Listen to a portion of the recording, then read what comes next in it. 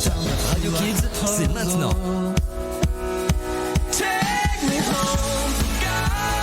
Fréquence Méditerranée à Menton sur le 96.6 FM.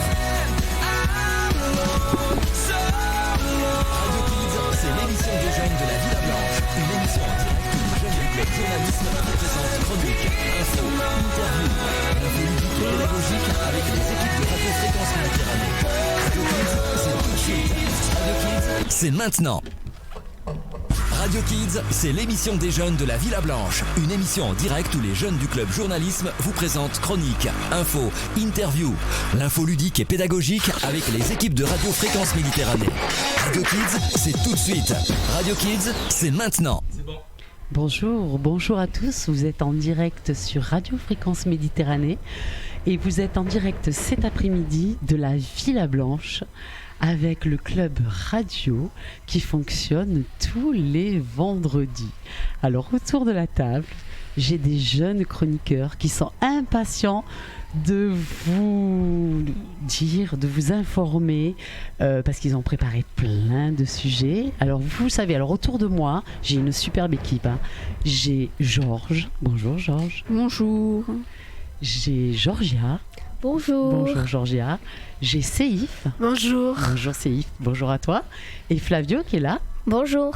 Et tout à l'heure, pendant le break musical, on tournera. Les copains sont là en train de vous observer, de vous soutenir. Et pendant le petit break musical, on tournera, vous laisserez vos places. Et on passera à l'équipe 2, puisque nous sommes ensemble pour 1 heure. Vous êtes en direct sur Radio Fréquence Méditerranée, sur le 96.6 en radio FM et aussi vous passez sur fmradio.fr sur Facebook. Donc on est filmé, on est écouté et donc c'est génial cet après-midi. Qu'est-ce que vous en pensez ? Première émission de cette année à la Villa Blanche, d'accord ? On a préparé plein de chroniques. Eh bien, je vais laisser la parole à Georges. Georges, tu es prêt ? Oui. Alors, Georges va nous parler... je crois. Alors, déjà, juste avant de te laisser la parole, Georges, on va essayer de réexpliquer aux auditeurs ce que vous faites le vendredi après-midi. Dites-moi, qu'est-ce que vous faites le vendredi après-midi à la Villa Blanche ? Le vendredi après-midi, on prépare les chroniques au club radio, on s'entraîne, quoi. Ouais. Et les autres élèves font quoi ? Parce que vous êtes 7-8 au club radio, je crois, cette année. Oui. C'est super. On a un petit groupe vraiment super dynamique et génial. Mais vous n'êtes pas que 8 élèves dans la Villa Blanche, rassurez-moi. Non. Alors, les autres élèves, ils font quoi, les autres élèves ? D'autres clubs. Ah, d'autres clubs. Donc, il y a plein de clubs qui fonctionnent le vendredi après-midi. Et vous pouvez me dire aux auditeurs quels sont les clubs qui fonctionnent tous les vendredis après-midi. Il y a le club photo. Oui. Le club journal. Oui, dont vous faites partie aussi avec la radio. Le club pétanque. Ah, génial, ils devaient être nos publics. Ils vont arriver d'ailleurs, le club pétanque, et ils vont faire notre public. Donc ça va être super sympa. Ensuite. La comédie musicale. Oui. La salsa. Ah, génial, il y a des élèves qui apprennent à danser, donc les pas de salsa. Oui. Ok. Il y a un groupe d'anglais qui s'appelle Express Yourself. Oui. Le yoga. Le yoga. Ah, le chouette club aussi. jardinage. D'accord. Tennis. Et il y a beaucoup de clubs, hein ? Oui. Vous savez pour combien d'élèves les clubs partagent combien d'élèves à peu près ? Combien d'élèves sont inscrits au club ? Vous voyez, moi aussi, j'y arrive pas aujourd'hui. Dites-moi, vous savez pas ? Florence, peut-être 20, une vingtaine d'élèves par club en moyenne ? Oui. D'accord, Oui. donc vous êtes privilégiés, super.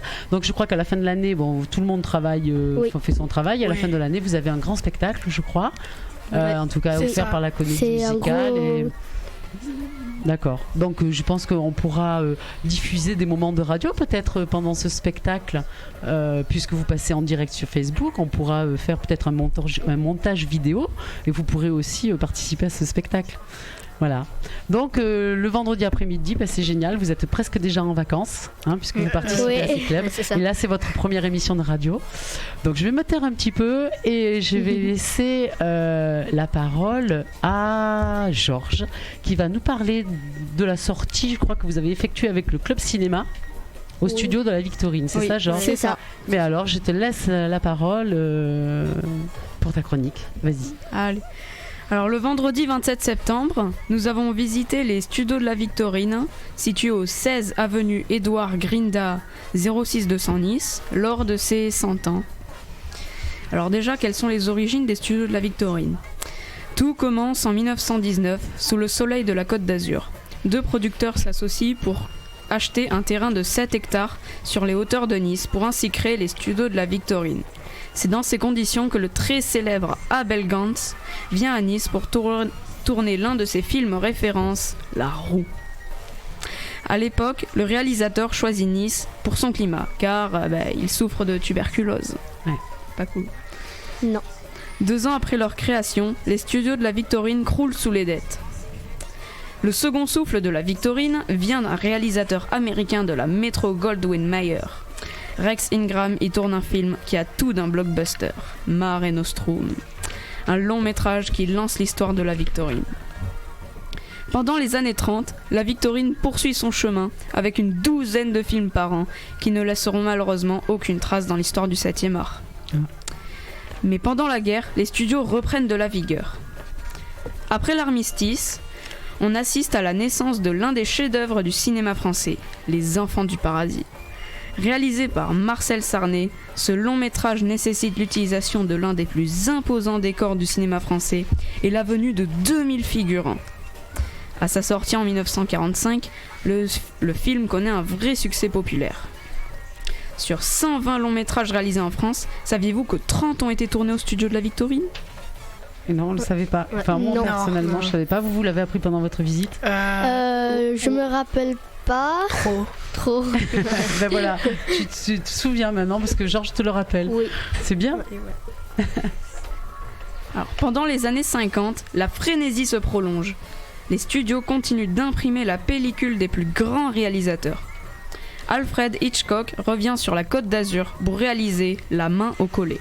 Ah, La quasi-totalité du tournage se fait à l'extérieur, excepté quelques raccords d'anthologie tournés à la Victorine. Un autre géant du 7e art a également investi la Victorine. Jacques Tati, l'enfant terrible du cinéma français. En 1964, Le Cornio est tourné à Nice, film dans lequel Bourvil et De Funès se partagent la vedette. Dans les années 60, la Victorine roule sur les routes du succès. Ensuite, voilà, c'est tout. Qu'avions-nous vu, entendu et ressenti au studio de la Victorine? Alors, là-bas, sur un premier plateau, nous avions écouté et vu un concert avec des musiques tirées de la saga Star Wars, jouées par un orchestre très impressionnant et très coordonné. ça devait être génial, ça. Ouais. C'était trop C'était bien. C'était extraordinaire. bien. C'était Ouais. vraiment bien. Ouais. J'ai vraiment aimé. Non, mais j'imagine, parce qu'un orchestre en direct comme ça, et puis jouer une musique de film, en plus celle-là, ça doit être magnifique, quoi. C'est grandiose. oui. Ah, Super c'est bien, vous joué. avez passé un bon moment. Ah bah ouais, c'est super. Vas-y. Ensuite, nous avons visité 3 autres plateaux. Sur le second plateau, nous avions pu voir une voiture de tournage qui tractait une autre voiture qui jouait un rôle dans un certain film qu'on ne connaissait pas. Vous savez lequel c'est ou pas? Non, je me rappelle. Non. Je ne me rappelle pas bien. Sur le 3e endroit, nous avions pu voir une menuiserie dans laquelle du bois était retravaillé puis peint pour ensuite servir de décor. Sur le 4e endroit, nous avions pu voir la centrale électrique qui servait à alimenter en énergie tous les studios, et bien plus encore. Maintenant, mes réactions et mes impressions par rapport au studio. J'ai été plus émue, j'ai été bouche bée par le premier concert, car la musique était si bien jouée, les musiciens étaient si bien coordonnés, et surtout, l'ensemble était si harmonieux. Et vous avez trouvé comment? Bien. Il y avait beaucoup de classe. D'élégance. Oui, il y avait beaucoup de classes et voilà. C'est la première fois que vous entendiez un orchestre en live comme ça jouer, ou vous avez oui. des fois Une fois, ouais. Moi, c'est la première fois, je crois. Oui. En live, oui, Ouais, c'est la première fois. impressionnant et c'est chouette les orchestres aussi parce que des fois on va à des concerts donc il y a le chanteur, c'est pas la même ambiance, Oui. c'est pas pareil. Oui, c'est Là pas il y la a même tous les ambiance. musiciens donc ils sont assis, ils ont Oui. tous leurs instruments, etc. Et donc c'est beau de voir un orchestre jouer, s'exprimer et voilà donc. C'est tellement beau. Ouais. Oui. Donc on ressent plein d'émotions et voilà. Vas-y Georges. Alors, ensuite, la plupart des studios sont immenses. Par exemple, le plus grand studio, le studio numéro 1, celui où nous avions écouté le concert. Saviez-vous qu'il a une longueur de 47 mètres, une largeur de 25 mètres et une hauteur de 12 mètres pour une superficie de 1175 mètres carrés? Non, je m'imagine pas trop ce que ça représente, mais vous avez dû voir vous. Oui, c'est- Georges, tu sais combien de films a été tourné au studio de la Victorine? Non, je pense pas. Tu l'as dit un petit peu dans les années tout à l'heure. On va pas reprendre. Oui, tu as parlé du nombre de films qui avaient été tournés à un moment donné. Bon, c'est pas grave, on essaiera de revoir. Je me suis perdue. Voilà, c'est pas grave. Vas-y. Et vous avez trouvé comment la visite au studio de la Victorine? Ah, franchement, elle est sympa, non? Ouais, c'était bien. Vraiment sympa et très bien organisé. Oui, moi je voulais voir sur. Vous aviez quelqu'un qui vous guidait, qui vous expliquait tout Oui. ça. Vous êtes passé Oui. avec plusieurs Oui. personnes ou un Oui, seul guide vous a promené dans les studios? Un seul guide. Un seul guide qui s'est occupé de vous Oui. et vous avez tourné l'après-midi, la journée, c'est ça? Toute la journée? Voilà. Non, L'après-midi. L'après-midi. On a pris le train. Ah, c'est sympa aussi Oui, de prendre le très train. sympa. Super. Georges, t'avais. C'était la première fois pour moi. Ouais. C'est bon? T'avais d'autres choses à dire sur la Victorine? Oui, sur la Victorine, c'est tout ce que je voulais dire. Mais maintenant, passons à un autre sujet. Je vais vous parler des prochains rendez-vous de l'Odyssée, entre guillemets. Ouvrez vos agendas et notez bien ces rendez-vous qui sont tout aussi ludiques et intéressants. Mais avant de commencer, sachez, chers auditeurs, qu'aujourd'hui est le dernier jour du rendez-vous, un festival, c'est trop court, qui est en fait le 19e festival européen du court-métrage de Nice, ouvert à tous. Et maintenant, à vos agendas. Du 23 au 26 octobre, le rendez-vous Festival Ciné-Roman ouvert à tous. Seront avec vous lors de ce rendez-vous Yvan Attal, Charlotte Gainsbourg, Jean Dujardin, Karine Viard, Nicole Garcia, Jean-Paul Rouve et plein d'autres. Tous vous montreront l'importance des romans dans le cinéma et vous réserveront quelques surprises. Ce rendez-vous sera situé, notez bien, au Théâtre de l'Artistique, au 27 boulevard du Bouchage à Nice. Ensuite, du 22 novembre au 1er décembre, le rendez-vous Festival OVNI, qui est en fait un festival d'art vidéo et de l'image en mouvement ouvert à tous. Sachez que ce sera un parcours dans toute la ville de Nice et que ce parcours fédère musées, lieux de culture et de design, appartements privés et lieux insolites. Ensuite, et enfin, du 28 au 30 novembre, le rendez-vous 21e rencontre cinéma et vidéo à Nice. Pour l'occasion, l'association Regard Indépendant sera présente et vous réservera bien des surprises. Alors ma conclusion par rapport au studio de la Victorine, maintenant que je viens de finir, les studios de la Victorine sont recommandés à toute la famille. Au programme, rencontre de célèbres acteurs, auteurs, éditeurs et réalisateurs-producteurs, orientation vers les ficelles du métier et tant d'autres choses à voir et à apprendre. Merci de m'avoir suivi jusqu'au bout, chers auditeurs, c'était Georges. À toi, Flavio. Merci, je vais juste prendre la parole juste avant Flavio aussi. Merci, moi je pense qu'on peut l'applaudir très très fort. Franchement, oui. Merci Georges, tu nous as fait une chronique d'enfer sur sa visite. Juste avant de te donner la parole Flavio, moi je veux accueillir vos collègues, vos amis. C'est le groupe donc qui fait la pétanque tous les vendredis après-midi, c'est ça? Il y a eu un petit changement, voilà, on m'informe en direct. Ah voilà, alors donc nous avons des spectateurs, des auditeurs qui viennent.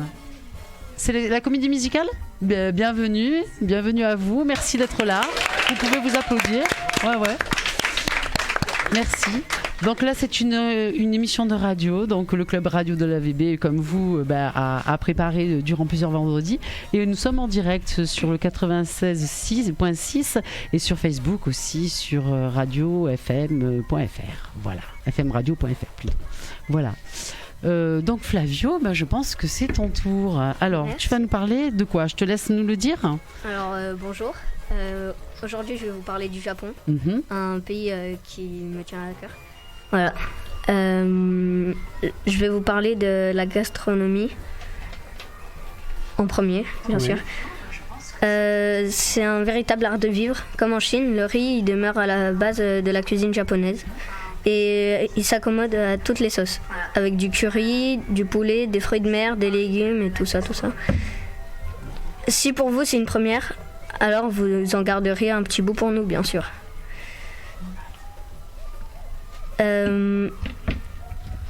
Pardon Flavio, j'étais plus avec toi, tu vois, voilà. Allez, vas-y. Alors, s'il y a bien un adjectif qui caractérise le Japon, c'est la politesse. Les Japonais ont toujours le sourire. Ils sont discrets et ponctuels. La propreté constitue également une qualité indéniable des Nippons. La présence de détritus par terre est rarissime. Les toilettes publiques sont toujours impeccables. Le peuple de l'archipel nippon accueille très bien les touristes du monde entier.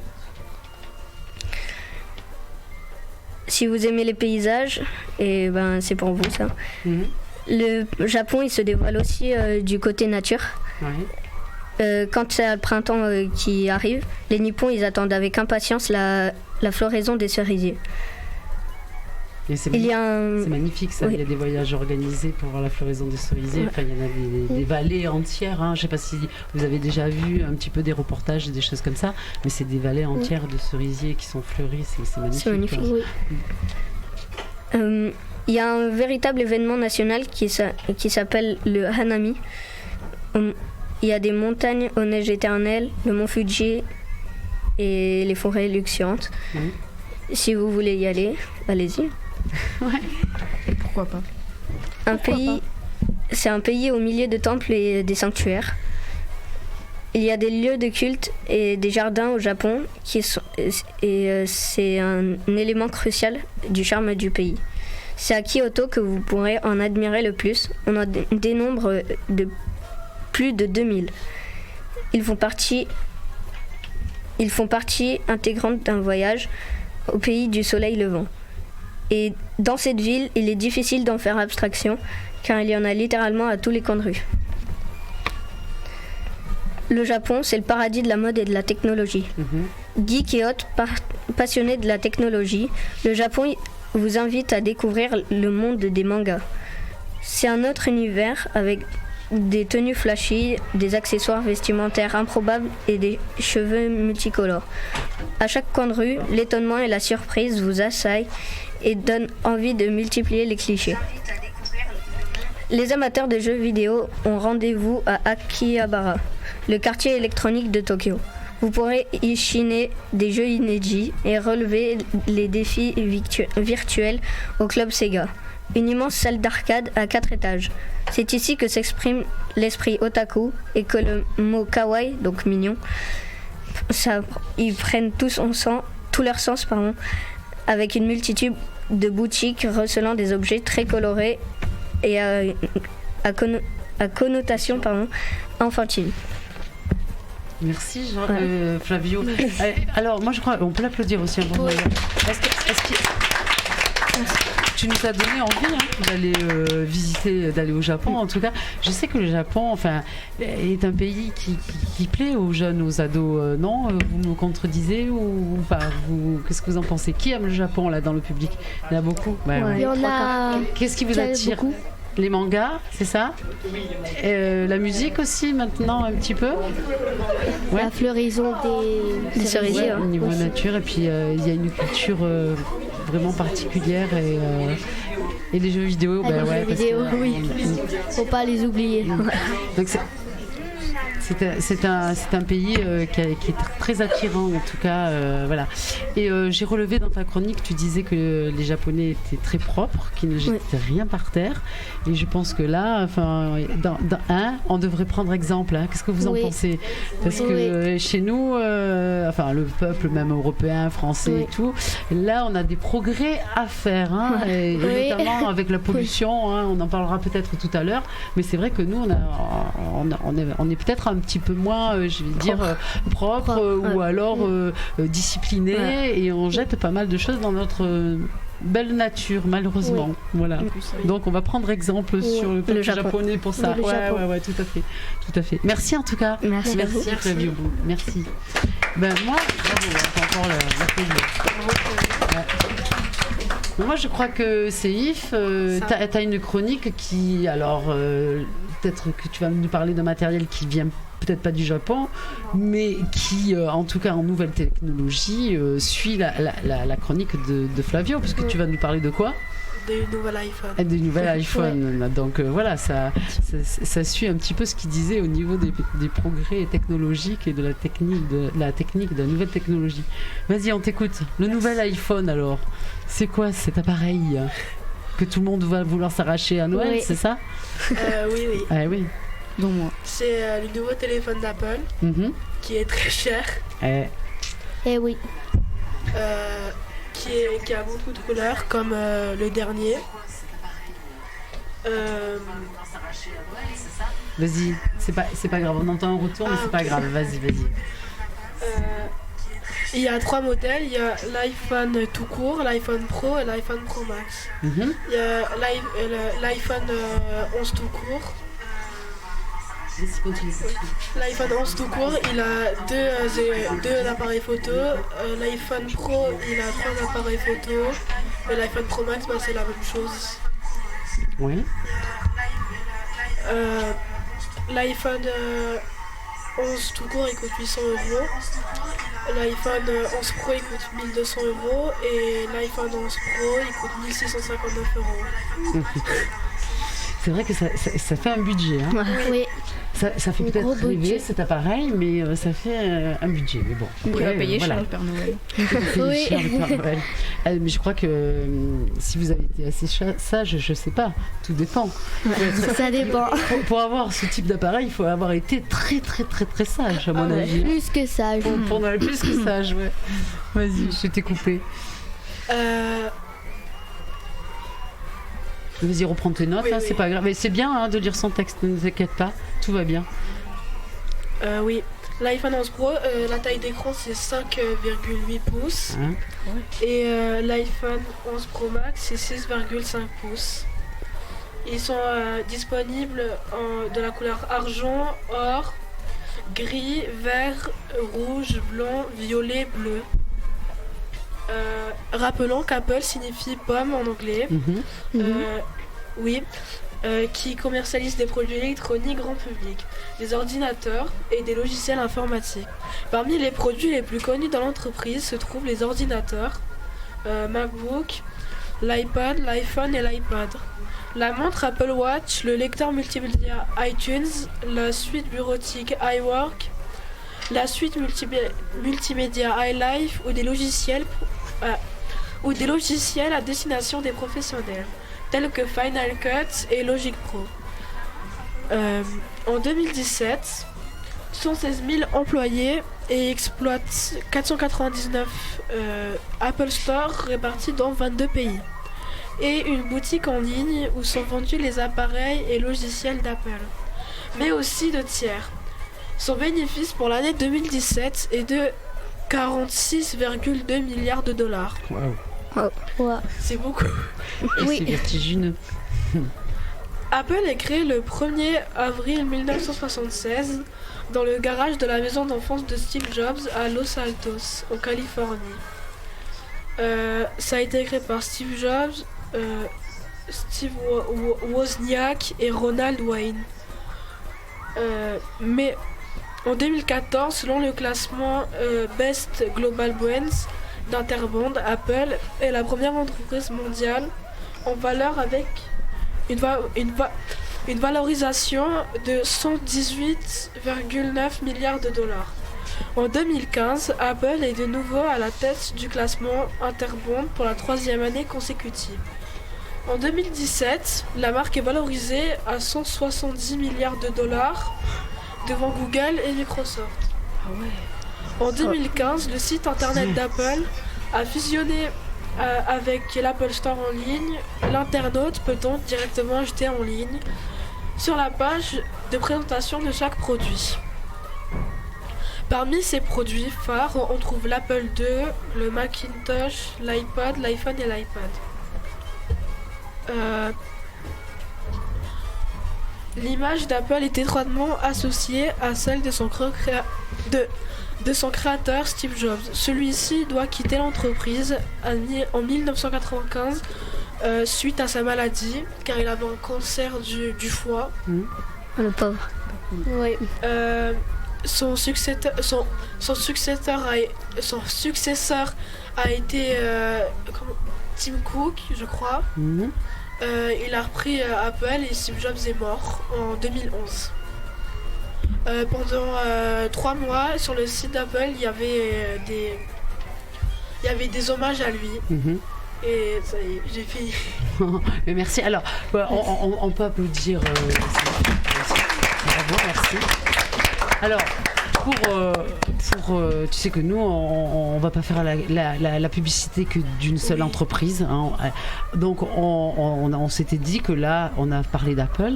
La prochaine émission, tu présenteras une autre entreprise. Hein. Comme ça, on est sûr qu'on ne fera pas que la publicité, ou en tout cas, on ne parlera pas que d'Apple. Mais en tout cas, c'est vrai qu'Apple occupe une immense place sur le marché et que voilà, il y a plein de produits. Voilà, et tu en as parlé de façon tout à fait intéressante. En tout cas, merci beaucoup. Merci. Alors, Seif va laisser sa place à Julia en fait. Hein. Merci, parce qu'on a 4 micros et du coup, voilà, il va y avoir un petit changement parce que Julia va nous répondre. Alors, entre deux, je voulais dire que oui, tout à l'heure, je vous ai laissé un peu. On avait un retour dans les casques qui a été réglé maintenant, et justement, je parle de technique. Et moi, je voudrais qu'on applaudisse très fort quelqu'un. Attendez, je vous ai pas dit qui. C'est quelqu'un qui nous permet, qui s'appelle Jean-Luc, je vous dirai quand, qui s'appelle Jean-Luc, qui nous permet d'avoir cette radio avec vous ici aujourd'hui, parce que c'est lui qui dirige cette radio, qui la produit. Aujourd'hui, il nous laisse complètement la parole, donc c'est une première pour vous. Il m'a dit non, je n'interviendrai pas, je ne dirai même pas bonjour, mais si, il va le dire quand même tout à l'heure, bonjour. Et il nous fait gentiment et sublimement la technique. Donc moi je dis bravo et on l'applaudit.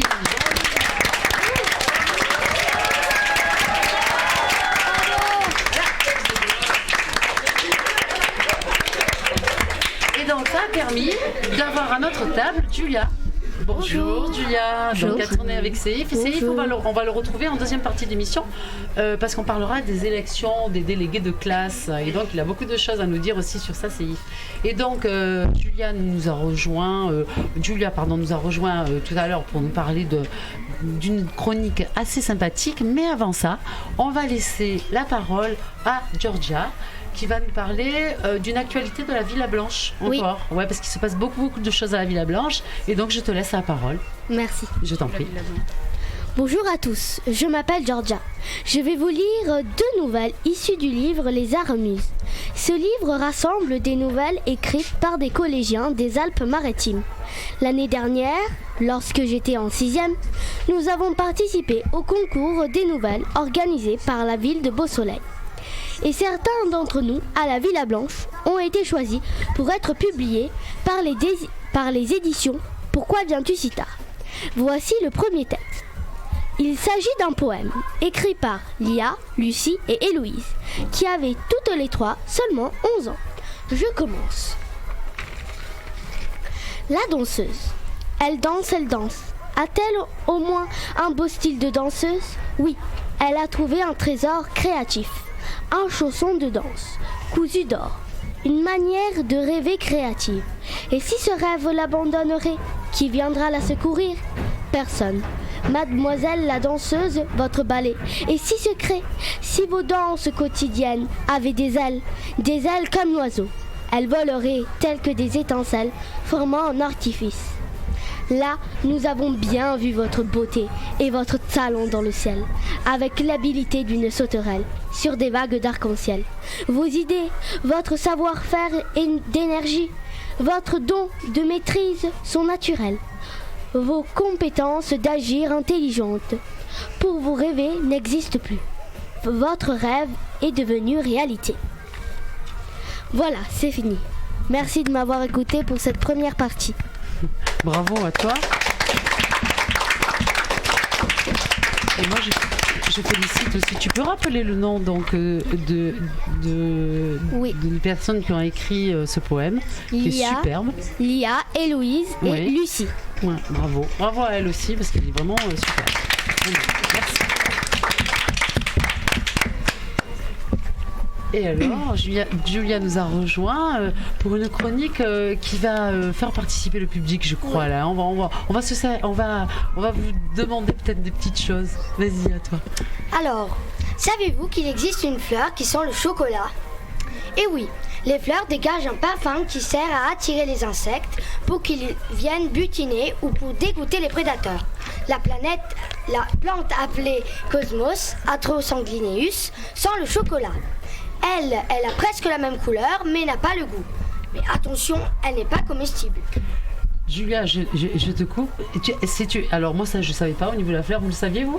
Alors, moi, le chocolat, moi j'aimerais bien, je la sentirais tous les matins. Moi. Oui. Du chocolat. Il y a un arbre qui sent le caramel. Ah oui? Oui, aussi. Et il paraît qu'il y a une senteur de caramel vraiment qui est fantastique. J'ai pas le nom là, je rechercherai, on en parlera la prochaine fois. Mais voilà, donc la fleur au chocolat, je connaissais pas qui sentait le chocolat, je connaissais pas, mais sache aussi que vous sachez tout le monde qu'il y a un arbre qui sent aussi le caramel. Voilà. L'arbre au caramel, il est comestible ou pas? Je pense que non, pareil. Mais ça doit sentir aussi. Enfin voilà quoi. Ça doit être extraordinaire d'être sous l'arbre et de se dire ça sent le caramel. Comme à la foire, vous savez, quand vous allez à la foire, il y a plein d'odeurs et tout. Voilà, mais ça donne faim et voilà. Bientôt la foire. Oui, bientôt. On va y aller. Exactement. On en parlera à la fin d'émission peut-être. Donc, combien de cœurs a la pieuvre à votre avis? Pardon? Elle a 3 cœurs. La pieuvre, également appelée poulpe, est un animal très intelligent qui raisonne, apprend et mémorise. Elle a un cœur pour irriguer les organes et 2 qui pompent le sang oxygéné par les branchies. Le tout fait circuler le sang qui est bleu. Non. Oui. Oh mon Dieu. Alors. Moi je sais pas regarder la pieuvre de la même façon maintenant parce qu'en plus tu dis que c'est un animal qui est très intelligent, qui raisonne, qui apprend et mémorise. Tu l'as dit un peu rapidement, mais vous vous rendez compte, la pieuvre, une pieuvre, voilà, on se dit que c'est complètement, enfin voilà, c'est une pieuvre, voilà, avec c'est pas très très joli non plus, enfin voilà. Et ben non, elle raisonne, elle est très intelligente et voilà, donc on va la regarder autrement maintenant, je crois, la pieuvre. Oui. Alors, de quelle couleur est le lait d'hippopotame? Bleu. Du coup, le lait de l'hippopotame. Oui, c'est rose. Quelqu'un l'a dit. Ah, excellent. Rose. Bravo pour cette personne. Ouais. La peau de ces mammifères est très fragile et dépourvue de poils. Ils sont donc très sensibles à la chaleur et au soleil. Pour s'en protéger, des glandes de leur peau sécrètent un liquide visqueux et rouge qui donne l'impression que l'animal est couvert de sang. C'est aussi ce liquide présent sur les mamelles qui donne cette couleur rose. Le pigment rouge se mélange au blanc du lait pour produire un joli rose. Oh, sympa ça. Oh, c'est très Ah, les fraises. Ah oui. Super. Quel est le poids d'un nuage? Ah.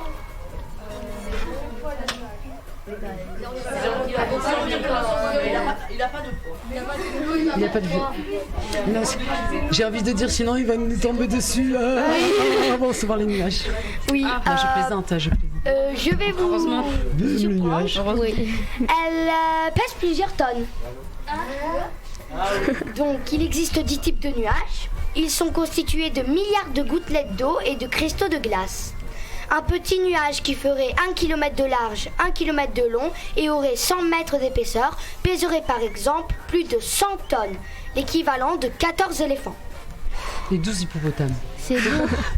C'est Plus lourd. Les plus massifs peuvent avoir un poids de 25 millions de tonnes. Et voilà, c'est fini pour la première partie. Oui, tout à l'heure tu reviendras avec d'autres. Je ne le savais pas. Et ben non. Maintenant, nous le savons, nous sommes au courant et nous le savons. Moi, je vous propose un petit break musical. Oui.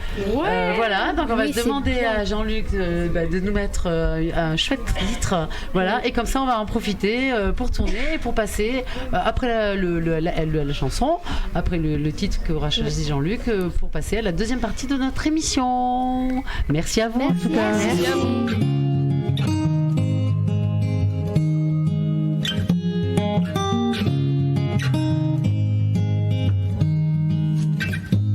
C'est comme une évidence, c'est toi, c'est dans tes bras que ma vie prend son sens quand je suis avec toi. Tu sais ce que j'en pense, rien ne nous arrêtera. Et j'en ai de la chance de t'avoir près de moi. Le temps fait des dégâts souvent, mais avec toi c'est différent. Moi je suis à ma place quand je t'enlace. C'est comme une évidence avec tout autour. Ma dernière danse, mon premier amour. C'est comme une évidence et tous les jours. Les années passent, les saisons s'effacent, mais rien ne change entre nous.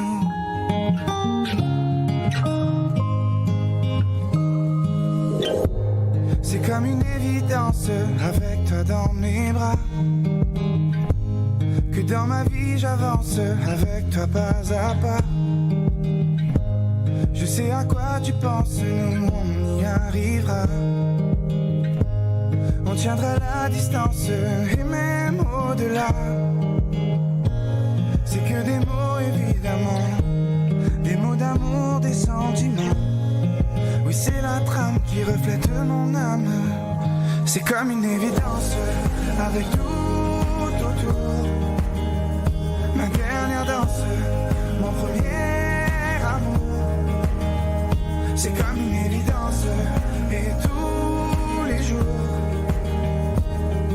Les années passent, les saisons s'effacent, mais rien ne change entre nous.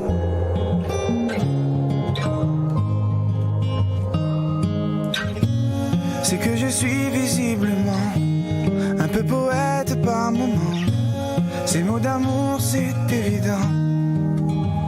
C'est comme une évidence avec tout autour.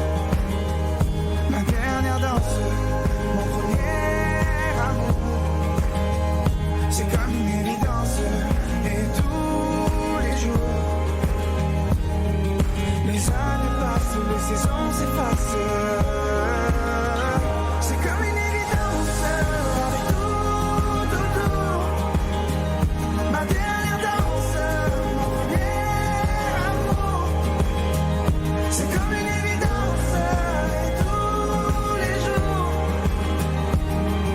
Les années passent, les saisons s'effacent, mais rien ne change entre nous.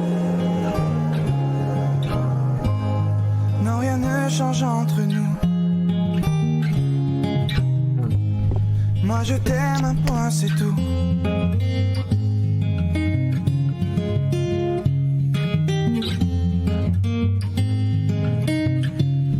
Moi je t'aime, un point c'est toi. Vous êtes toujours en direct de la Villa Blanche sur Radio Fréquence Méditerranée. Nous sommes dans notre deuxième partie d'émission. On nous écoute actuellement sur le 96.6 et sur fmradio.fr. Je suis entourée de jeunes chroniqueurs. Nous avons un petit peu changé la table là et nous ont rejoint à la table et on va leur dire bonjour et les saluer. Martina, bonjour. Bonjour. Martina, Bonjour. bienvenue à la table. Et Jean, bonjour Jean. Bonjour. Et nous avons gardé Julia et Georgia qui vont continuer des chroniques. Donc tout à l'heure en fin d'émission, tout le monde reviendra bien évidemment pour dire au revoir à tout le monde. Donc moi, sans plus attendre, je vais continuer de donner la parole à Julia, qui va nous parler de pollution, justement. Oui. Voilà. Alors, je vais vous parler de la pollution. C'est un sujet vaste, donc j'ai choisi 3 thèmes. La pollution industrielle, donc la nature, pesticides.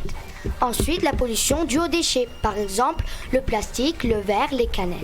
Et enfin, de la pollution des transports, c'est-à-dire voitures, bus, trains. Mais aujourd'hui, je vais me concentrer sur la pollution industrielle et surtout de l'impact sur les abeilles. Le mot abeille est issu du mot latin apicula, petite abeille. Les abeilles ont un rôle indispensable dans la pollinisation, nécessaire à la reproduction des plantes. Mais le problème est qu'elles sont tuées par de nombreux pesticides. Les abeilles sont apparues sur la Terre il y a plusieurs milliards d'années et toute la première abeille a été découverte en Birmanie. Il existe aussi plus de 20 millions d'espèces différentes. La plupart des fleurs sont incapables de s'autopolliniser, mais autrefois elles comptaient entièrement sur le vent pour transporter leurs graines. Dans d'autres pays, comme la Chine, dans la province de Sichuan, les abeilles et les insectes pollinisateurs se sont éteints à cause de l'utilisation incontrôlée des pesticides dans les années 80. Maintenant, pour garantir leur reproduction, les paysans doivent polliniser leurs arbres fruitiers à la main. Une demi-heure suffit à polliniser toutes les fleurs d'un pommier. Pour finir, j'ai envie de vous faire un quiz. Vous êtes prêts ? Oui. On va tester Oui. nos connaissances. C'est parti. La première question est: comment s'appelle le métier qui consiste à élever des abeilles et à récolter le miel? Allez. C'est ça, l'apiculteur. Deuxième question: combien existe-t-il d'espèces d'abeilles dans le monde? Je sais pas. Vous avez une idée? 7. Non. 20 millions. Et la dernière question est: pourquoi les abeilles sont-elles utiles à la nature? Ah oui, elles pollinisent. Oui, un peu de tout. Alors je vais vous dire la réponse. En butinant, elles permettent aux fleurs de se reproduire. Pour moi, c'était très important de vous parler des abeilles car je pense qu'il est fondamental de préserver la nature. Et mon but est de vous sensibiliser pour peu à peu aider le monde. Ouais, bravo. Bravo. C'est un vrai problème. Alors, je sais, si on reste un petit peu sur l'environnement, je sais que vous êtes touchés, enfin les jeunes, là il y a une levée un petit peu de la jeunesse, des jeunes qui font entendre leur voix au niveau de la défense de l'environnement. Ouais. C'est vrai que nous, moi j'ai pas été habituée à ça, hein. Moi je fais partie de la génération un petit peu plastique, hein. C'est vrai qu'il y a 30 ans c'était pratique le plastique, donc on l'utilisait, on était content de l'utiliser. Maintenant on prend conscience que c'est vrai que c'est pratique, mais par contre quand il atterrit dans la nature, ça pose des soucis. Ça sera peut-être une chronique la prochaine fois, hein, puisque tu as dit que tu en parlerais. Là tu as plutôt axé sur les pesticides et la disparition. Alors il y a d'autres disparitions, mais effectivement des abeilles. Qu'est-ce qu'on pourrait faire, nous, comme ça, si on avait envie de les nourrir, ces abeilles, et d'améliorer un petit peu leur style enfin pas de vie, mais la nourriture? Est-ce que vous pensez qu'on pourrait avoir des actions tout en chacun? On pourrait déjà arrêter de mettre beaucoup de pesticides dans les plantes. Ouais, alors ça, oui, alors y compris, même dans nos jardins, des fois on a l'habitude aussi de traiter pour pas avoir les mauvaises herbes, tout ça, au lieu de désherber et tout, donc on met beaucoup de choses dans la nature et qui après se révèlent nocives, effectivement. Puis et sinon aussi arrêter de tuer les abeilles, parce que si vous en avez une dans le jardin qui vous embête, vous pouvez ou la faire partir et ne pas la tuer. Ouais, c'est vrai pour les guêpes aussi, enfin les insectes en général, hein, souvent on a peur, on veut les tuer, etc. En ne bougeant pas, en s'éloignant un petit peu, c'est eux qui vont partir à un moment donné, hein, voilà. Et puis c'est vrai que de toujours vouloir écraser, tuer, etc. pour s'en débarrasser, c'est un peu court, quoi, comme réflexe, hein. Moi, je suis assez d'accord avec vous. Et sinon, moi, il y a peut-être une idée de chacun peut planter quelque chose aussi pour nourrir les abeilles, des fleurs, des choses comme ça, puisqu'un se nourrissent de ça. Voilà, donc je sais pas si vous avez un balcon, un jardin, même juste un balcon, d'être prêt de planter justement une plante qui va faire des fleurs, produire du nectar, du pollen, et donc aider à nourrir ces abeilles. Alors, on mettra rien sur la plante et sur les fleurs pour donner du vrai nectar et du vrai pollen à ces abeilles. Ça, c'est possible. On peut le faire facilement. Voilà. Ben, merci en tout cas. Merci. Merci Julia, merci beaucoup. Et alors moi, j'ai envie de vous dire qu'une émission de radio ne serait pas une vraie émission de radio si nous ne parlions pas de sport. Et notamment de football, quoi. Je veux dire, voilà, c'est obligé. On est obligé de parler de sport et de foot. Mais cette année, en tout cas, on a une pro du foot, puisqu'elle en fait elle-même, je crois. Oui. Et elle est féminine, c'est une fille, et c'est Martina qui va nous parler de sa passion. Vas-y, à Bonjour, c'est Martina et aujourd'hui je vais vous parler de la Champions League. Vous connaissez la Champions League ? Oui. Oui. La Champions League est un championnat européen. Elle vient de Paris. Elle naît en 1955, suite à l'idée de journalistes parisiens, car ils étaient curieux de savoir quel était le championnat le plus fort d'Europe. Il y a 32 participants à la Champions League. Les principaux championnats sont de l'Italie, d'Espagne, de France et de l'Allemagne. Le détenteur de victoire de Champions League est le Real Madrid, avec 13 trophées. Ouais. Le meilleur buteur est le numéro 7 de la Juventus, Cristiano Ronaldo, avec 127 buts, qui continue à augmenter.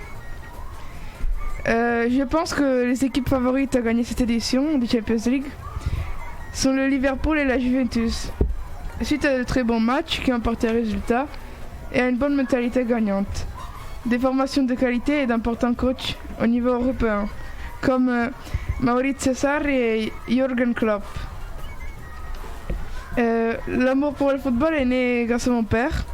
J'ai regardé toujours les matchs avec lui. Il m'a tout appris et il m'a fait connaître la Juventus.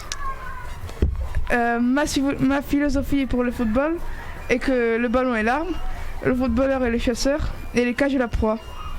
Pour citer Gianni Agnelli, qui était le président de la Juventus. C'est l'oncle de l'actuel président. Oh, merci. Voilà. Merci, c'est très beau ce que tu as dit. C'est très joli. Merci. Bravo Martina. Alors je crois que tu en fais du foot, c'est ça ? Tu joues, tu pratiques ? Oui, je joue à l'Étoile de Menton. D'accord, et tu joues à quel poste ? Défenseuse. Droite, d'accord. Et donc l'équipe féminine, toute féminine évidemment, vous jouez contre qui ? Vous avez des matchs Dimanche on joue contre Monaco. Ouais, contre Monaco, d'accord. Vous arrivez à trouver beaucoup d'équipes féminines ? Il y en a une dans chaque club ou pas ? Ou c'est... Il y en a, je crois, 14 dans le championnat. Dans le championnat, là, autour, d'accord. Et vous êtes classé à Menton ou pas ? Vous vous débrouillez bien ? Oui, on a joué 2 matchs, on a gagné 2 matchs. Bah, félicitations. Et on est première. Bravo. D'accord. Bravo. Ouais, bravo. Ouais.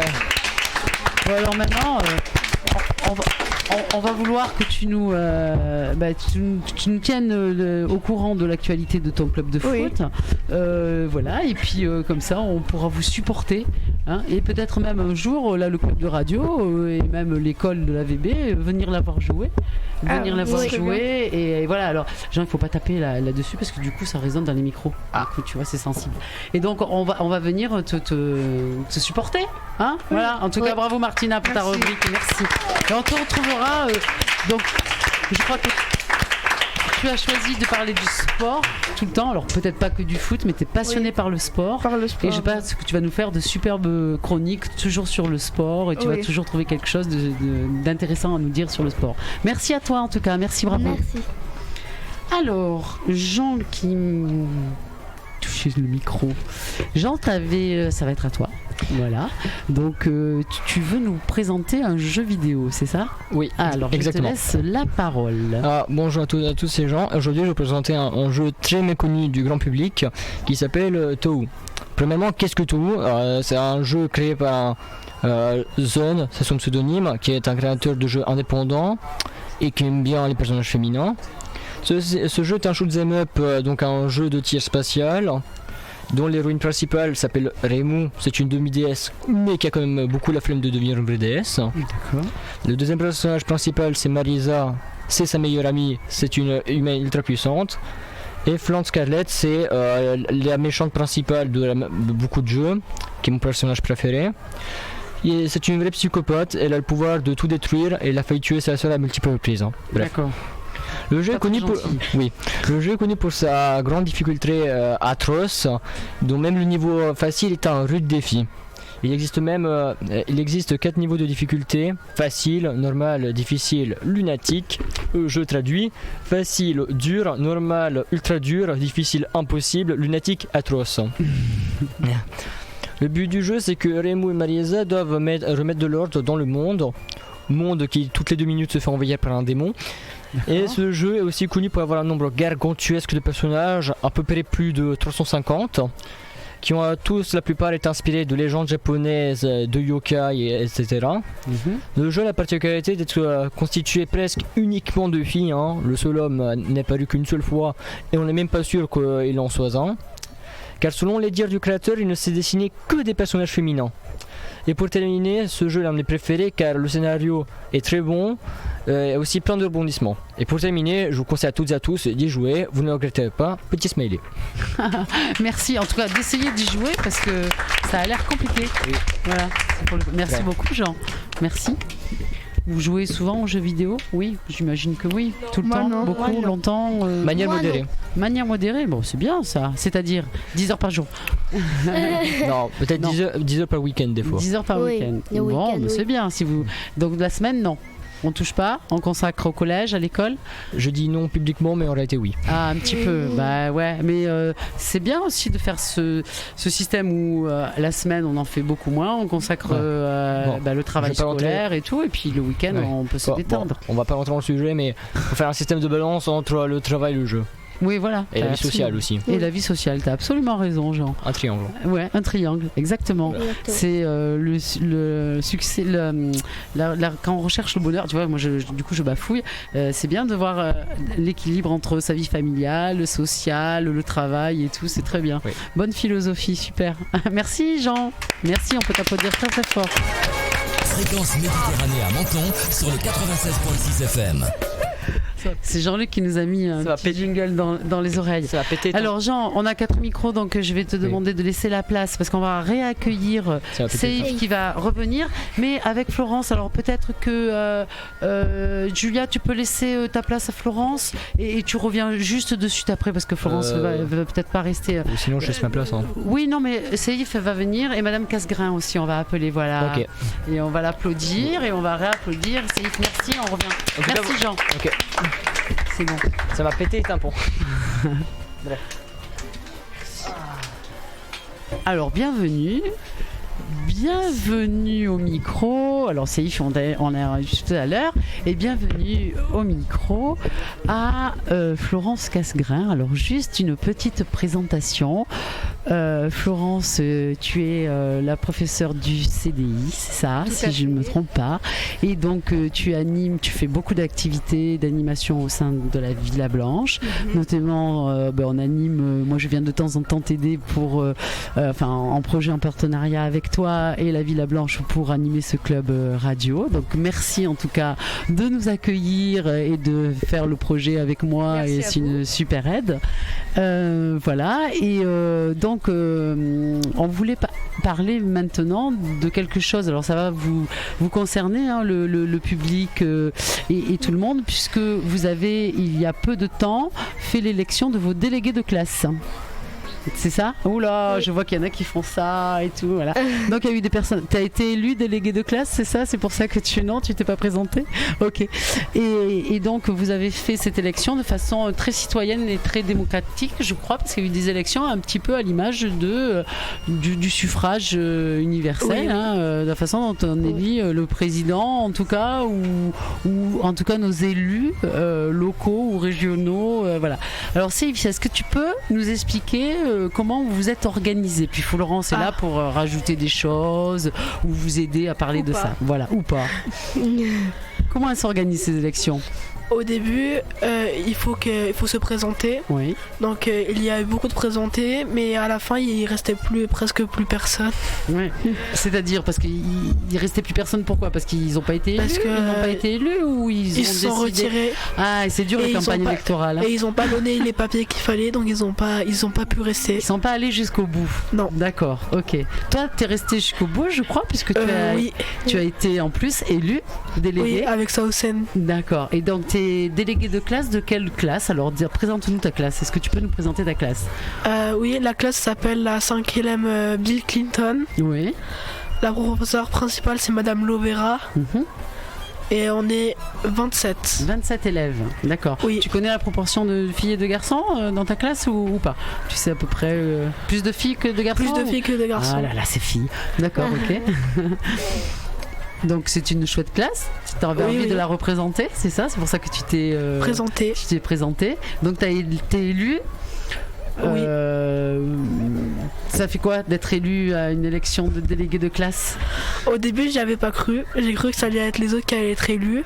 Enfin, oui, l'autre qui allait être élu. D'accord. Et j'ai été très surpris quand c'était moi qui a été élu. Ouais. Et tu penses quand t'as élu, pourquoi? Parce que pour ce que j'ai mis sur ma fiche, parce que j'ai mis une photo de sushi. Ah d'accord, c'est pour la cuisine. Alors tu vas leur donner des sushis, c'est ça? Oui. Pour l'année prochaine, vous savez les autres ce qu'il faut faire. Voilà. Mettez de sushis, de nourriture. Oui. Non, mais je pense que tu inspirais peut-être confiance aussi. Ils ont confiance en toi. Parce que c'est quoi le rôle d'un délégué? Tu peux m'expliquer? C'est Non. Je pourrais pas les dire. Quand tu vas avoir un rôle quand même au sein de... Oui. Surtout à quel niveau? Conseil de classe, c'est ça? Conseil de classe, les conseils de discipline et les réunions qu'on a chaque début de rentrée. D'accord. Donc et les conseils de classe, c'est pourquoi assister donc au conseil, à une partie du conseil? Non, c'est tout le conseil maintenant, je crois. D'accord. Je suis pas sûre. Ok. Et vous allez être interrogé, donner votre avis aussi sur les élèves ou les défendre, quoi? Je crois que c'est ça, parce que pendant le conseil de classe, ils vont parler de tous les élèves un par un. Tous les professeurs vont dire leurs avis. Et après, c'est les délégués choisissent ou pas de le défendre, de rien dire. D'accord. Donc il faut préparer peut-être un petit peu. Oui, il faut connaître un peu les difficultés de la classe et préparer et pas venir non plus au conseil les mains dans les poches, quoi. Oui. Voilà. Bon, bah écoute, je te souhaite beaucoup du courage parce que tu as du travail. Tu connais déjà la date du premier conseil de classe ou pas? C'est chaque semestre les conseils de classe. D'accord. Donc je sais pas, vers décembre. D'accord. Donc novembre. Là tu dois te préparer et pour défendre tes élèves, Oui, tes amis et voilà, c'est pas tes élèves mais tes amis, oui pardon. Ok, merci et félicitations en tout cas. Et on peut applaudir parce que un délégué élu à la table.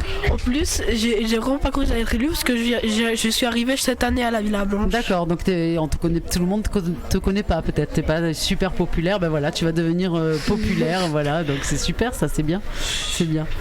Ah, la comédie musicale chante. Apparemment, font du bruit, c'est toujours voilà. Alors, Florent, je sais pas si tu as envie de rajouter quelque chose ou de poser des questions sur l'organisation, parce que je crois que c'est une sacrée organisation. Là, on a parlé de la personne qui vient, qui a été élue et qui a donc gagné ces élections, mais il faut préparer tout ça.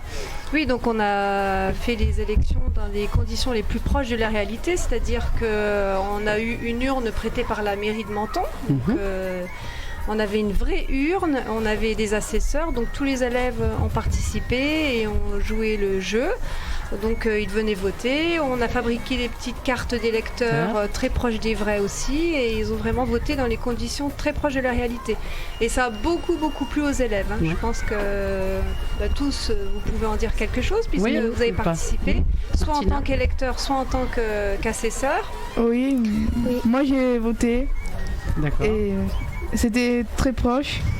On était cachés pour pas que les autres voyaient. Oui. Il y avait l'isoloir. Donc l'isoloir, et donc vote à bulletin secret. Donc voilà. Et on avait une carte électorale. Et après on a signé et on a voté. Voilà. bien. Ils étaient très fiers de voter. Ils avaient même le trac pour certains de venir voter comme si c'était la première fois. Et ouais, est-ce qu'une question comme ça, est-ce que, sans dire qui on vote, hein, surtout, hein, mais est-ce que vous avez déjà accompagné vos parents lors d'élections nationales ou municipales Oui. Dans les isoloirs, donc vous avez vu comment ça se passait, parce que des fois on peut les accompagner. Hein. On ne doit pas dire pour qui on vote puisque c'est secret, et ça, dans un bureau de vote, c'est strict, on n'a pas le droit de parler politique et de dire pour qui on vote, etc. C'est très strict, c'est réglementé par la loi. Hein. Donc même si vous les accompagnez dans l'isoloir, bon, ben, vous allez voir, mais en tout cas on n'a pas le droit d'en discuter et tout fort et de dire aux gens qui sont là ce que le bulletin qu'on a mis dans l'enveloppe ou celui qu'on n'aurait pas mis dans l'enveloppe. Voilà. Donc c'est bien de les accompagner. Voilà. Et donc ceux qui ont découvert ont commencé à comprendre le système des élections, en tout cas qui est pratiqué en France. Voilà. Donc c'est bien. Et pour la formation à la citoyenneté, c'est au top. Tu voulais rajouter? Moi, j'étais assesseur. Assesseur. Et c'était quoi alors ton rôle d'assesseur? Je devais timbrer les cartes, des cartes, mettre les tampons sur les cartes électorales. La date, c'était un autre élève. Et il fallait ouvrir la boîte pour mettre dedans les enveloppes. Et j'ai voté aussi. D'accord. Et après, tu as compté le nombre de bulletins qui étaient égaux aux signatures, etc. pour vérifier. Vous avez vérifié vos... Oui, eh oui. Mais c'était pas moi, c'était d'accord, c'est d'autres personnes. Oui. Voilà. Certains ont compté, il y avait les petits points juste à côté des noms des candidats, comme en vrai, et on partait du petit point pour mettre un petit bâton, etc. Voilà, et parce qu'en comptant, après, et comme on a on peut vérifier et contrôler, et s'il y a quelqu'un qui a une réclamation, on peut recompter tous les bulletins avec le même nombre d'enveloppes. Il faut que le nombre d'enveloppes soit égal au nombre de bulletins parce que sinon, s'il y a une enveloppe en plus, ça veut dire qu'il y aurait un bulletin qui aurait disparu. Ils ont fabriqué les bulletins. Ce serait pour ajouter quelque chose. Oui, vas-y. À la première réunion des délégués, il y a eu les délégués des délégués. C'était les 4e et les 3e. D'accord. C'était des discours non préparés. Oui. Où il y avait 10 personnes qui s'étaient présentées, 4e, 3e. On pouvait tous voter et les élus c'était Jawed et Iliana. D'accord. Et c'est quoi leur rôle alors à eux de... Leur rôle à eux c'est d'aller au... Je me rappelle plus comment ça... le conseil d'administration, c'est ça ? Oui, d'accord, de l'école. D'accord. D'aller voir Monsieur Rebaudot, enfin le directeur, le trésorier. Et je me rappelle plus des autres.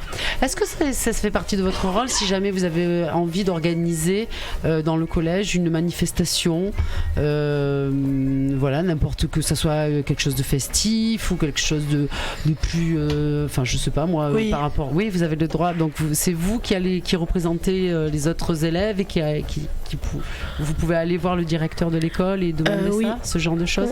Vous le faites? Oui. Ouais. Je suis déjà partie demander. D'accord. Et t'as demandé quoi?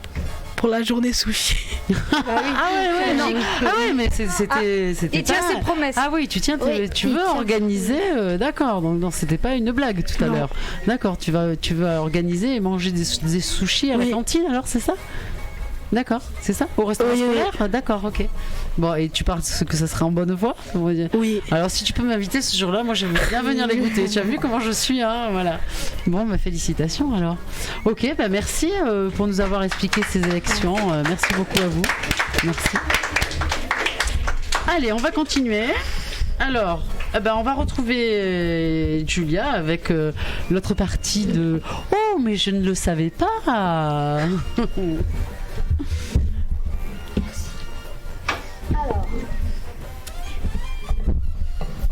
donc, maintenant une info explosive. Oh. La cacahuète est un ingrédient de la dynamite. Quoi? Le principal composant de la dynamite est la nitroglycérine, fabriquée à la base de glycérol, qui nécessite de l'huile d'arachide, même si on peut également utiliser d'autres végétaux.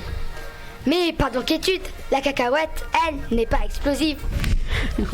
Heureusement. Oui. Donc, il pleut aussi des diamants sur Saturne et Jupiter. J'y vais. Ok, on va prendre tous Un vol. Un vol pour Saturne et Jupiter. Dis-nous ça. Jupiter est 11 fois plus grande que la Terre et Saturne un peu plus de 9 fois. Les pluies de diamants sont dues à la réunion des conditions extrêmes. Violents orages, températures, etc. Le diamètre d'un grelon est de 1 cm environ. Il existe une plante qui danse. C'est vrai?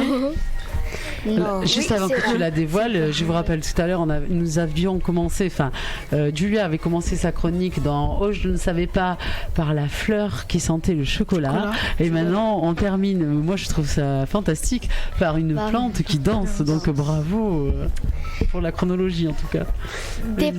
Des plantes dites sensitives sont capables de mouvements rapides, certaines pour se défendre ou pour attaquer, comme les plantes carnivores.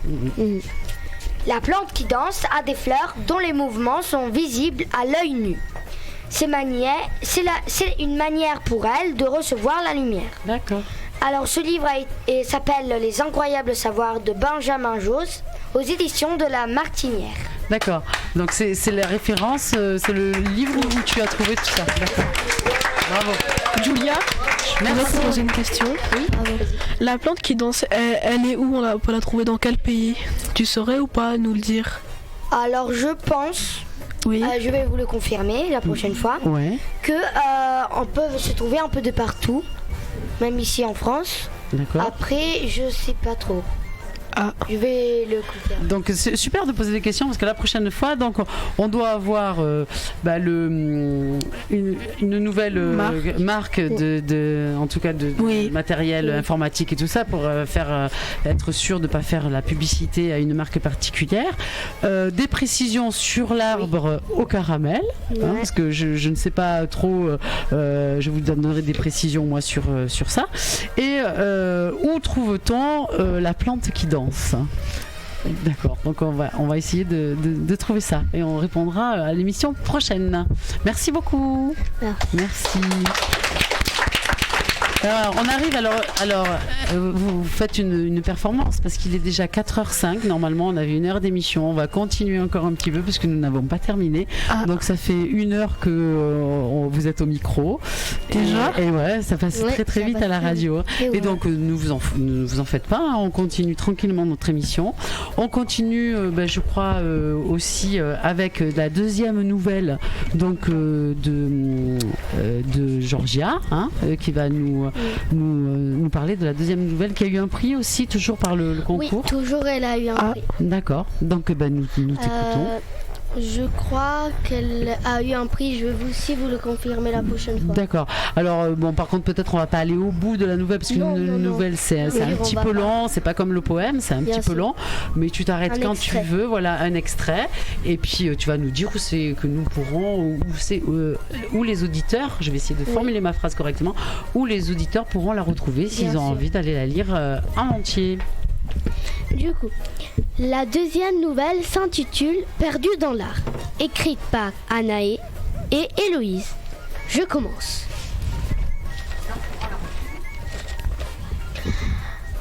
Lors d'un après-midi pluvieux, Luna, une jeune fille âgée de 15 ans, dont les parents sont très sévères, parvient quand même à les convaincre de lui donner un peu de liberté, en la laissant passer un moment au musée avec sa meilleure amie, Lilou.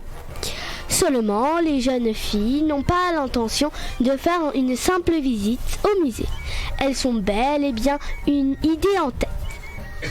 Elles ont entendu parler d'une ancienne légende qui dit que les tableaux et les statues se mettent à bouger quand minuit sonne. Elles veulent donc en avoir le cœur net. Elles décident alors de mener l'enquête. Sans doute que bien de surprises attendent. À l'heure de la fermeture, elles se cachent sans se faire voir des gardiens, en attendant les 12 coups de minuit. Lors de les premiers coups de minuit retentis, elles se dirigeaient vers la salle centrale, examiner les environs, lorsque sous les yeux épanouie, les statues et les tableaux s'animaient. Voilà pour l'extrait. Je vous laisse découvrir les autres extraits dans le livre alors j'ai perdu. Du Pourquoi viens-tu si tard, Voilà. du livre qui s'appelle Les Armuses. Ouais, merci. Ben, moi j'ai envie de. Il est trouvable au CDI. Voilà, ah ben, voilà, on peut le montrer. Voilà, on le Il trouve est trouvable au CDI, mais ça c'est pour les élèves surtout. Non, mais tu peux avoir, comme l'école va écouter, je pense. Bah oui. Tu peux, et si tout le monde ne l'a pas lu, je pense qu'effectivement, déjà, au niveau du collège, vous pouvez vous y replonger et connaître en fait ce qui se passe à minuit dans ce musée. Oui. Voilà. Et peut-être tu pourras continuer un petit bout la prochaine fois. Pourquoi pas Oui. comme ça, on peut la lire par plusieurs petits bouts. Ça serait intéressant. Oui. Si ça t'intéresse, on peut faire comme bien ça. sûr. Donc, encore un petit bout la prochaine fois. Moi, je veux bien y revenir. Peut-être à la fin de l'année, on arrive à la fin. Voilà, moi je veux bien y revenir parce que tu m'as donné envie enfin de connaître la suite en tout cas. Merci beaucoup, De merci. Bon, on t'applaudit et tu vas. Bravo Georgia. Ouais. Merci, bravo. Et Georgia, elle va garder la parole pour notre dernière chronique parce que vous savez que ce soir vous êtes en vacances. Ça, c'est bien, là, vive les vacances, ouais.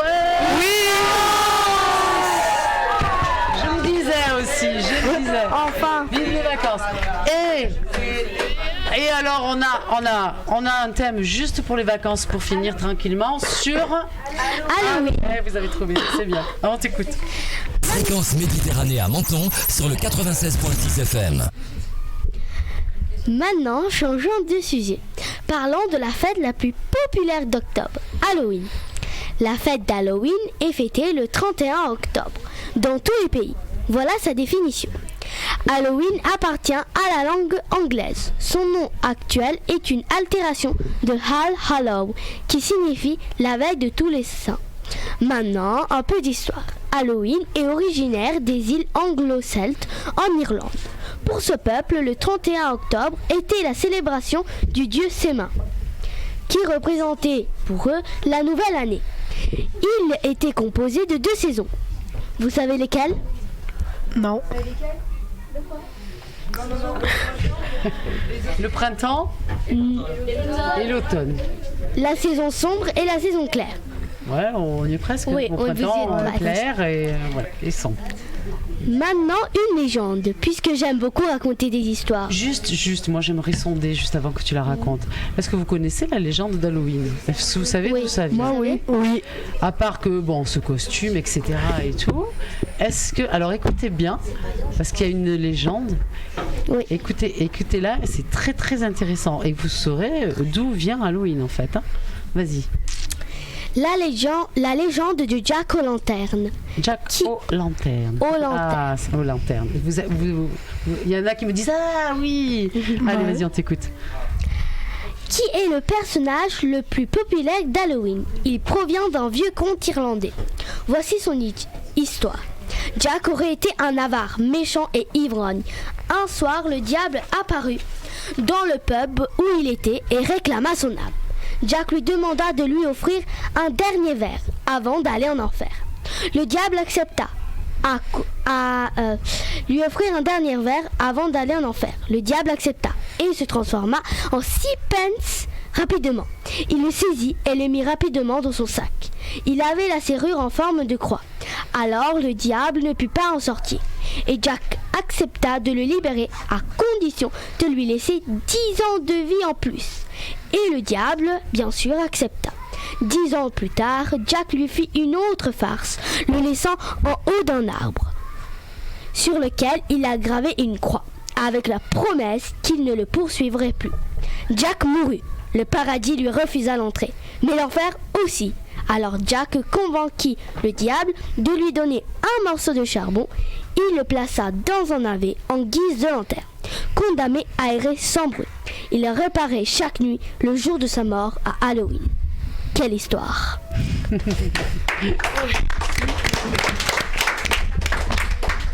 Et tu sais, c'est quand qu'elle a été écrite cette histoire, cette légende?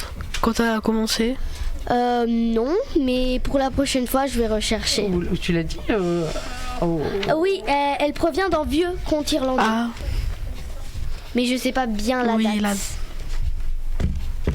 Du coup, après. Maintenant, Halloween dans les pays. Aux États-Unis, on fête Halloween en regardant des films.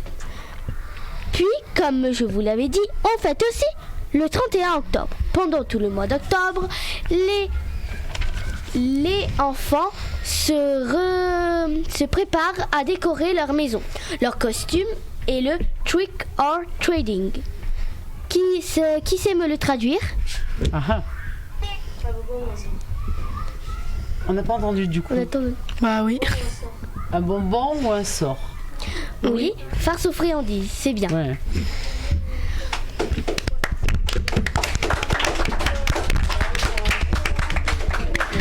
Ton prénom? Oui. Margot. C'est Margot qui a répondu. Bravo Margot. Margot. Bravo.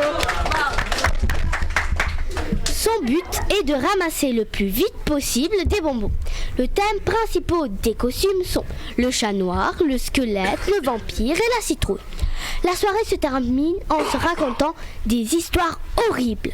Maintenant, il existe des endroits insolites où passer Halloween. Dormir la nuit d'Halloween dans un château de Dracula en Roumanie.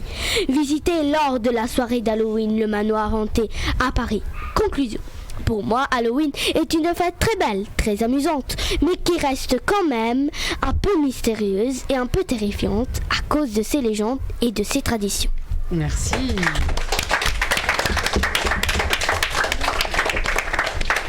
Bien voilà, notre émission touche à sa fin. Moi je vais rappeler Georges, je vais rappeler Jean pour qu'ils viennent autour de nous. Voilà. Remercier le public donc, de la comédie, du club de la comédie musicale. Merci. Vous avez déjà votre comédie musicale, vous savez le titre et vous connaissez le titre ou pas? Non, pas encore. Encore. Bon, mais vous vous entraînez pour l'instant. Oui. Voilà. Venez avec moi par là. Voilà. Donc tous les copains de la radio qui sont là, voilà. Florence peut nous rejoindre aussi. Donc moi je voudrais vous remercier. Bravo pour cette émission. Vous avez été au top. Moi, Merci.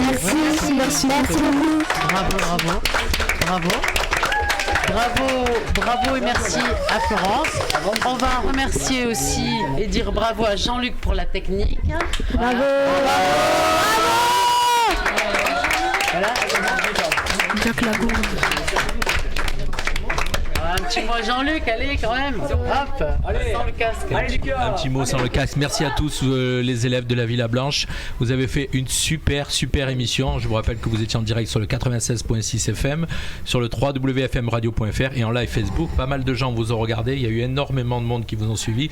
Je vous annonce aussi qu'ils se sont mis à l'écoute cet après-midi. C'était l'école Saint-Exupéry là-haut du Carré, puisqu'ils veulent nous accueillir aussi pour faire la radio. Donc ils ont regardé comment vous avez travaillé. Ça leur a donné des idées. Ça m'a donné le trac. Ouais. Ils sont beaucoup plus jeunes. Il y a vraiment beaucoup de monde qui vous a regardé cet après-midi. Sachez que l'émission donc va rester sur Facebook. Vous pouvez la regarder, la re-regarder. Et surtout, on va la mettre sur notre chaîne YouTube. Ce qui fait que vous savez que Facebook, au bout d'un moment, les vidéos descendent dans le fil d'actualité. Mais vous pouvez la retrouver, la regarder tranquillement dans vos classes. Moi, j'étais super fier de votre travail. Vous avez vraiment bien travaillé. C'est du beau boulot que vous avez fait avec vos deux animatrices, Noël et Florence. Merci. On se retrouve le 14 février. Ça sera le jour de la Saint-Valentin. Donc, préparez. Avec Samson. Plein de poèmes sur l'amour. Donc votre émission que vous avez fait, je vais essayer de découper vos chroniques. Chacun vous avez fait vos chroniques. Je vais essayer de découper vos chroniques. Je vais les découper pour les diffuser sur la radio. Donc vous savez que toutes les chroniques ados sont diffusées tous les jours à 9h10, 10h10, 11h10. 17h10 et 18h10. Voilà, il y a toutes les chroniques que les ados font et nous envoient. On a eu Dodé, on a eu Anne Frank, on a Saint-Exupéry aujourd'hui qui passe. Voilà, c'est toutes des petites chroniques que vous faites. Et vos bandes annonces sont passées aussi. Voilà, en tout cas, merci d'être sur notre radio et sachez que notre radio, pendant toute cette année et l'année qui va suivre, et d'ailleurs toutes les années, on va laisser la place aux ados. Donc n'hésitez pas à nous faire des chroniques. Merci à tous. Je laisse Nono clôturer cette émission. Merci à toi Jean-Luc pour toutes ces bonnes nouvelles. Voilà. Bravo. Ouais, bravo à vous. Je veux juste remercier aussi votre directeur, parce que je pense qu'on peut lui faire l'applaudir aussi, Monsieur Jean-Jacques Rébaudot, parce qu'il nous permet aussi, il est fan de la radio, il nous a dit oui de suite et il nous permet aussi d'intervenir dans votre établissement, donc on le remercie vraiment. Et puis ça a été vraiment un réel plaisir. Félicitations à vous et à très très bientôt. On rend l'antenne. Merci les auditeurs de nous avoir écoutés. Bye bye à tous et bonnes vacances. Bonnes vacances. Fréquence Méditerranée à Menton sur le 96.6 FM. On my way to the train, Sunday morning. Amsterdam is still dreaming of last night.